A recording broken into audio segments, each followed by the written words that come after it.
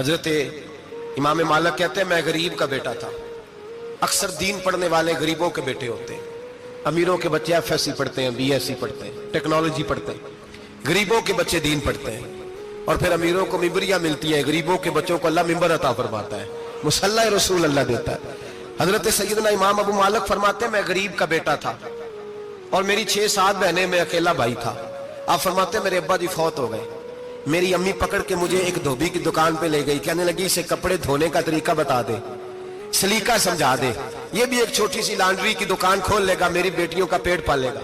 دھوبی کہنے لگا ٹھیک ہے, میں 2-3 درہم بھی دوں گا مہینے کے, اور جب کام سیکھ جائے گا تو تنخواہ بڑھ جائے گی. امام ابو مالک رحمت اللہ علیہ فرماتے ہیں میں بہنوں کے لیے روزی کمانے نکلا, میں بیوہ ماں کے سر پہ بوجھ اتارنے کے لیے نکلا, میں غربت کے عالم میں نکلا. رستے میں امام اعظم کا مدرسہ تھا.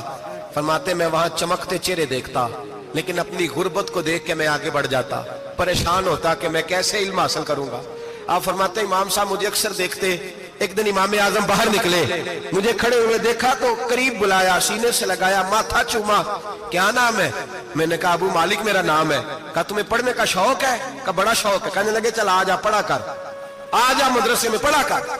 کہتے میں سارا دن وہاں پڑھتا, گھر سے کام کرنے آتا, سارا دن امام اعظم کے پاس پڑھتا رہتا. مہینہ آیا تو میری اماں کہنے لگی تنخواہ لاؤ. میں نے کہا امی جی تنخواہ تو وہ دے گا جو ڈیوٹی پہ جاتا ہو, میں تو پڑھنے جاتا ہوں. کہتے اماں گھر سے نکلی اور بڑے غصے کے ساتھ نکلی, کہنے لگی مولوی نے میرا بچہ خراب کر دیا, میرا بچہ خراب کر دیا.